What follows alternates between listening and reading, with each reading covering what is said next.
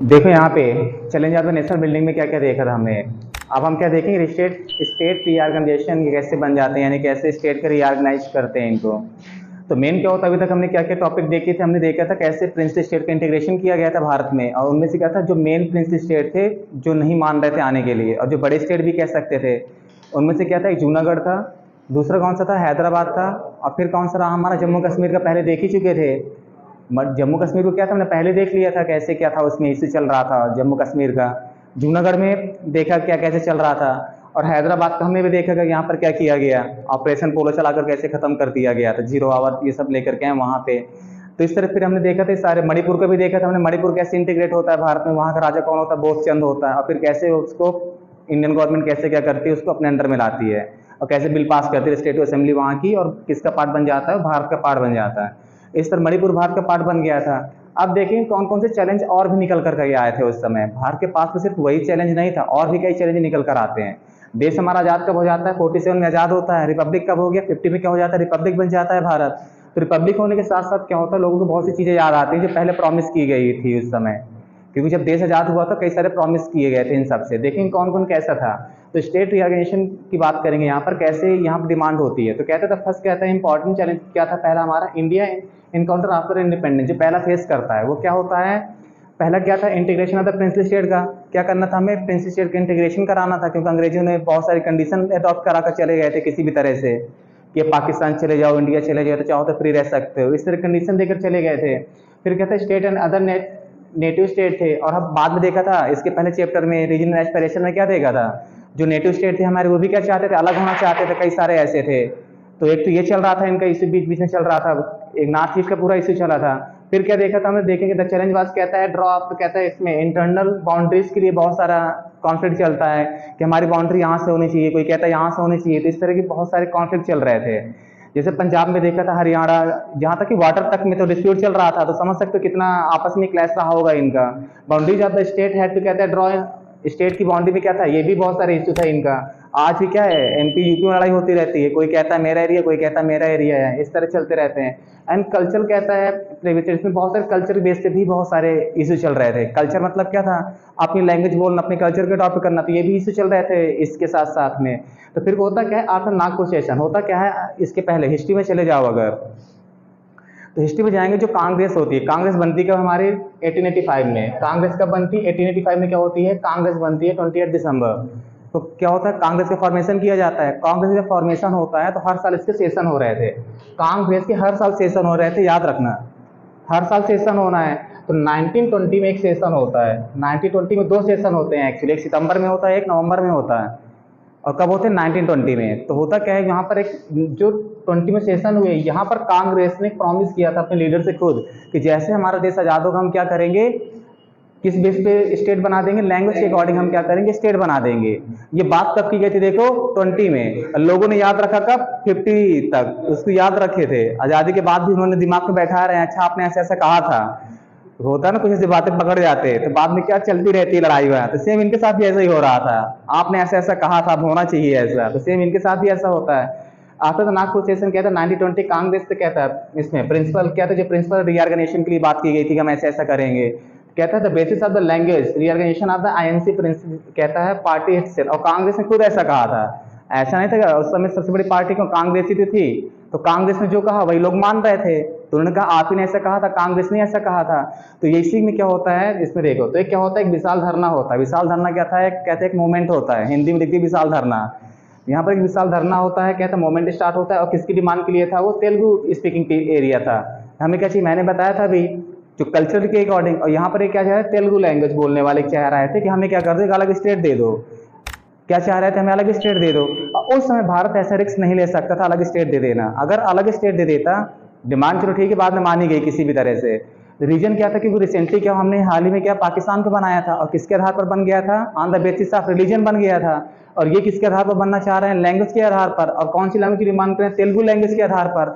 अगर हमने तेलुगु लैंग्वेज के आधार पर बना दिया, और ये मैंने पहले कहा है कि भारत में लगभग 1600 से ज़्यादा भाषाएं बोली जाती हैं, हर स्टेशन में चले जाओ तो स्टेशन लैंग्वेज बदल जाती है, ट्रेन में सफर करते रहोगे तो लैंग्वेज क्या होंगी, बदलती चली जाएंगी, पानी कहीं बिस्लरी भी ले ना का बॉटल, तो समझ ना पाओगे क्या बेच रहे हो, ऐसा हो जाता है, यानी कि लैंग्वेज बदल जाती है।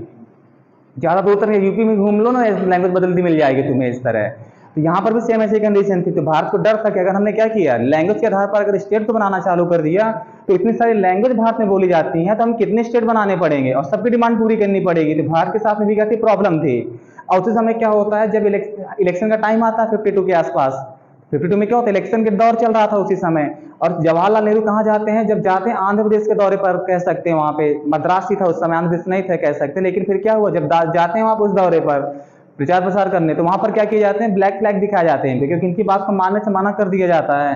कांग्रेस पार्टी क्या करती है, इनकी बात को मानने से मना कर देती है कि हम ऐसा नहीं कर सकते।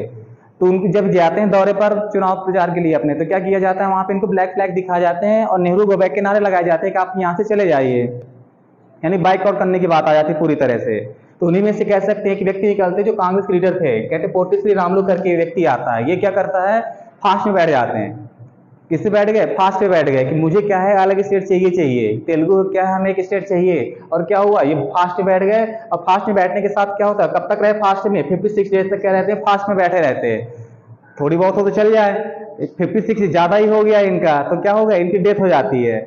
और मोमेंट में किसी की व्यक्ति की अगर डेथ हो जाए तो फिर वो मोमेंट नहीं रहता, एक भयानक रूप ले लेता है, याद रखना। तो यही यहाँ का इनके साथ भी होता है। इस मोमेंट ने क्या कर दिया, चोर पकड़ लिया, कब, जब इनकी डेथ हो गई और प्रेशराइज हो गई पूरी इंडियन गवर्नमेंट। और एट लास्ट में क्या होगा, आंध्र प्रदेश से क्रिएशन होगा। और किस पर बन जाएगा, तेलुगु भाषा के लिए किसका होगा, मद्रास से करके आंध्र प्रदेश को बनाया जाएगा। यहाँ पर होता क्या है, फाइनली जो पीएम होते हैं हमारे, कौन बनेंगे, क्या करके अनाउंस और क्या कर देते हैं, फॉर्मेशन ऑफ द स्टेट क्या कर देते हैं। फिर वो जो पीएम बनते हैं, भारत के पीएम कौन होते हैं, जवाहरलाल नेहरू। फाइनली क्या कर देते हैं, आंध्र प्रदेश से क्रिएशन कर देते हैं। क्यों किया, इनकी डेथ हो गई थी। और डेथ ने क्या कर दिया, सबसे बड़ा रोल प्ले कर दिया आंध्र प्रदेश के क्रिएशन पे। कि कोई भी मोमेंट हो, सक्सेस तभी होता है जब वो वायलेंट रूप ले लेता है। तो इसने क्या कर दिया, वायलेंट रूप ले लिया। यहाँ के लोगों ने क्या कर दिया, गवर्नमेंट के खिलाफ प्रोटेस्ट करना चालू कर दिया। अब मजबूरी में क्या करना पड़ा, मूवमेंट को सक्सेस होना पड़ा और आंध्र प्रदेश से क्रिएशन कर दिया जाता है। यानी कि चले जरूर गए, लेकिन वो अपने मूवमेंट को सफल कर गए फास्ट में बैठने के साथ ही। फिर क्या देखिए, यहाँ पर स्ट्रगल कहता है फोर्स द सेंट्रल गवर्नमेंट। अब बाद में क्या हो जाता है, फोर्स होना पड़ता है सेंट्रल गवर्नमेंट को। और ये क्या करती है, बाद में क्या करती है, यहाँ पर एक स्टेट रीऑर्गेनाइजेशन कमेटी बनाती है। क्या बनाती है, स्टेट रीऑर्गेनाइजेशन कमेटी देखो बनाई जाती है। और कब बनाई जाती है, 1953 में। कब बनाई गई, 1953 में। और किस लिए बनाया गया था, कि आप एक कमेटी बनाई गई है जैसे स्टेट का क्रिएशन किया जाना है। क्योंकि ये फिक्स था कि अगर जैसे स्टेट बनेगा तो क्या होगा, कई स्टेट डिमांड करेंगे, ये भी इनको मालूम था। तो एक कमेटी बैठा दी गई, देखो जा करके क्या हमने स्टेट बनाया सही की गलत है। तो ये कमेटी क्या करती है, कमेटी देखती है। और कब देखती है, 92 देखो दिखा है, quarter of the regarding the boundaries वगैरह पूरा ये इसे देखती है यहाँ पे। और इसके बेस पे बाद में रिपोर्ट देती है अपनी। ये क्या होता है, जब कमेटी बना दी गई थी इसलिए बनाई गई थी कि बाद में ये रिपोर्ट क्या आएगी इसकी। कमेटी जब बना दी जाती है, आंध्र प्रदेश को बना दिया जाता है, पहले ही बना दिया, कमेटी बाद में आई देखो। फिर क्या होता है, स्टेट रीऑर्गेनाइजेशन एक्ट पास होता है। और कब पास होता है, 1956 में पास होता है। इसके आधार पर फिर अब क्या था, यहाँ से स्टेट बनाए जा सकते हैं। यहाँ पर कमेटी बनाई गई, कमेटी ने रिपोर्ट दिया हो गया। जब रिपोर्ट सक्सेसफुल रही होगी तो फिर क्या हुआ, हमने एक एक्ट पास कर दिया। उस एक्ट का नाम क्या रखा, स्टेट रीऑर्गेनाइजेशन एक्ट कहा उसे। और कब पास किया गया, इंडियन गवर्नमेंट ने पास किया 1956 में। उस एक्ट को पास कर दिया, क्या कर दिया, इस एक्ट को पास कर दिया। इस एक्ट के पास होने के साथ ही जो कितने उस समय हमारे कह सकते हैं जो स्टेट थे हमारे, 14 स्टेट थे और 6 यूटीज थी, यानी 6 यूनियन टेरिटरी थी उस समय। कितने थे, 14 स्टेट। और 14 के बाद आज हम इतने सारे स्टेट देख रहे हैं। मतलब किसके आधार पर बनाए गए होंगे, लैंग्वेज के आधार पर क्या कर स्टेट बनाए गए होंगे। तो यहाँ पर क्या हो गया, इस तरह हमारे स्टेट बढ़ते चले गए। और ये क्योंकि सक्सेस रहा, जो इनको लग रहा था उस समय, जो डर बैठा हुआ था कि कहीं अगर हमने ऐसा कर दिया तो यानी कितने स्टेट बन जाएंगे, ये डर था सबसे बड़ा। और ये डर क्या होगा, खत्म हो जाता है, क्योंकि ये क्या हो गया, सक्सेस हो गया। जो ये चाह रहे थे, सक्सेस कैसे रहा, क्योंकि तेलुगु के लिए मिल गया। अगर वहां पर कोई दूसरी लैंग्वेज, तमिल लैंग्वेज चल रही, कोई तेलुगु बोल रहा था, एक दूसरे कैसे समझ पाएंगे, ये समझ नहीं सकते थे। कोई हिंदी बोल रहा कैसे समझेंगे। अब अलग अलग स्टेट हो गया तो गवर्नमेंट कैसे रन करेगी, अलग अलग रन करेगी गवर्नमेंट। तो आसानी से क्या होगा, एक दूसरे को समझ में आ जाएगा। नहीं ये बताओ, कोई हिंदी बोल रहा है, जिसको हिंदी आ रही है, प्योर देहाती कह सकते हैं, हिंदी बोल रहा है। और कोई इंग्लिश बैठा है, थोड़ी इंग्लिश बोल रहा है। अगर गवर्नमेंट किसकी है, इंग्लिश वाले की गवर्नमेंट अगर हिंदी वालों के यहाँ बन जाए और हिंदी वाले की इंग्लिश वाले के यहाँ बन जाए तो क्या होगा, सत्यानाश हो गया पूरा। ये कुछ भी पढ़ाकर चले जा रहे हैं, हिंदी वाले क्या बन रहे हैं, डब्बे बने सुन रहे हैं वैसे ही। क्या फायदा होगा ऐसा स्टेट का, ऐसी गवर्नमेंट का क्या फायदा जो लोगों को समझ में ना आए। और ये हिंदी बोलने वाले हैं और यहाँ इंग्लिश चल रही है, ये बोल रहा है शुद्ध हिंदी और इसे समझ में नहीं, नहीं पड़ रही कुछ भी इनके। तो क्या करेंगे, तो क्या सक्सेस होगा कभी स्टेट, सक्सेस नहीं हो सकता कभी भी। तो यहाँ पर क्या हुआ, जब देखा गया नहीं ऐसा सक्सेस है, तो तब से स्टेट बनाना चालू कर दिए हम लोगों ने। क्या कर दिया, स्टेट बनाना चालू कर दिया। फिर क्या होता है, इसी तरह जो मोमेंट और आगे चलता है, महाराष्ट्र ने गुजरात को अलग कर दिया था। कब अलग कर दिया था, 1960 में। गुजरातियों के लिए क्या बना दिया, गुजरात बना दिया। मराठियों के लिए क्या बना दिया गया, महाराष्ट्र बना दिया गया। इस तरह चला। पंजाब को देख ही चुके थे, पंजाब कैसे बना था, चंडीगढ़, यानी कि पंजाबियों के लिए क्या बना दिया था हमने, पंजाब बना दिया था अलग से। यहाँ पर हुआ था। फिर क्या था, मेघालय था, मेघालय कब बना दिया, असम वगैरह कब बन गए थे, 1972 में ये बन गए थे। इस तरह, तो इस तरह क्या थी, ये हमारा क्या था, स्टेट रीऑर्गेनाइजेशन कमेटी, कैसे स्टेट बनना चालू हो गए यहाँ से। इस तरह क्या था, चैप्टर क्या होता हमारा खत्म।